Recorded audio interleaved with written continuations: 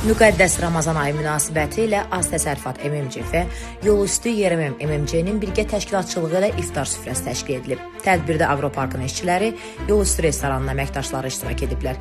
İftar süfrəsinə 60-dan çox ailə qatılıb.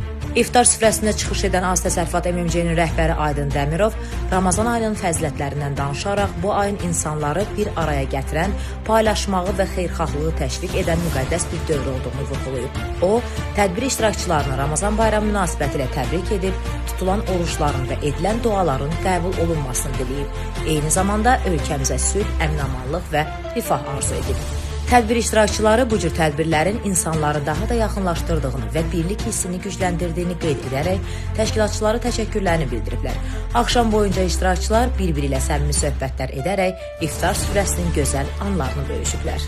Belə tədbirlər insanların bir-birinə dəstək olmasını, həmrəyliyi və paylaşmağı təşviq edir. Eyni zamanda işçi kollektivləri arasında dostluq münasibətlərini daha da möhkəmləndirir. Az Təsərrüfat MMC və Yolüstü YRM MMC-nin gələcəkdə də bu cür xeyirxah təşəbbüslərə imza atacağı gözlənilir.